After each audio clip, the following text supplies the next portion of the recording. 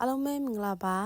ဂျပန်မှာဒီလိုမျိုးစပစ်တီရေပေါ်နေအချိန်ကြလို့ရှိရင်စပစ်ချံမှာကိုယ်တိုင်သွားပြီးတော့ခူပြီးကိုယ်တိုင်စားလို့ရတဲ့ဒီစပစ်ချံနေဖွင့်နေပေါ့နော်ဒီမှာဆိုလို့ရှိရင်စပစ်တီရေ blueberry strawberry ပြီးလို့ရှိရင်ဒီ ringo ပေါ့နော်ပန်းသီးတွေအစားအကုန်လုံးဒီမှာတနေရာထဲမှာသူ့ရာဒီပေါ်တဲ့ကခူလို့ရတဲ့ဒီဟာတာခဲပေါ့နော်ဒါလေခွက်ကိုသွားခဲ့ပါတယ်ဒီဟာဆိုလို့ရှိရင်ကလေးတွေအတွက်ပေါ့နော်ဒီတို့ကလေးတွေအတွက်စီစဉ်ပေးထားတာအမြဲတမ်းရှိတယ်ပေါ့နော်ဒီခွက်လေးကိုပြစ်နိုင်နေဆိုလို့ရှိရင်သူကြတဲ့အယုတ်ကိုရတယ်ပေါ့နော်ဒါဆိုလို့ရှိရင်အနီရောင်ခွက်ကိုဖန်နိုင်ရင်ဒီပိုးကောင်လေးတွေအိမ်ပြန်တည်သွားလို့ရတယ်ပေါ့နော်ဆိုတော့ဒီအခုလက်ရှိကတော့ဒီစပြေတီးကပေါ်နေတဲ့ခါကျတော့စပြေတီးကိုပဲတော့ခူးလို့ရတယ်ပေါ့နော်သူကတယောက်ကိုသတ်မှတ်ထားမရှိဘဲနဲ့1 kg ကို1600ဆိုပြီးသတ်မှတ်ထားတယ်ပြောရင်ချင်းလေးနဲ့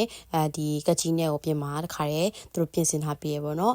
ရောက်ချင်းမှာအားလုံးကိုဒီမီးခိုင်းနေပေါ့နော်စပစ်တီချိုတယ်ပြီးတော့အစိရလည်းတစ်လုံးမှတစိပဲပါတယ်တော်တော်လေးချိုပြီးစားလို့အရန်ကောင်းတယ်လာတဲ့သူတွေအရင်စားခိုင်းနေလူဆောင်ခိုင်းတာပေါ့နော်နောက်ပြီးတော့မှသူတို့ရေဝင်ခိုင်းနေဒီမှာဆိုရင်တော်တော်လေးစပစ်တီတွေကတီးတယ်ဟာလည်းရှိတယ်ချိုးချတော့လည်းမပါတယ်လည်းရှိချိုးချတော့လည်းဒီမှာအလုံးတွေကပြူးပြဲပြီးတော့လုံးဝလှတဲ့ဟာတွေလည်းရှိရပေါ့နော်ဆိုတော့ကိုစိတ်ကြိုက်ကြိုက်တာကိုဒီအညာလေးကိုပဲကချီလေးနဲ့ညှက်ပြီးတော့ခူးပြုံမယ်ပေါ့နော်ဆိုတော့စိတ်ကြိုက်ပဲပြည့်ပဲဆိုတော့ကျမကတော့ဒီနေ့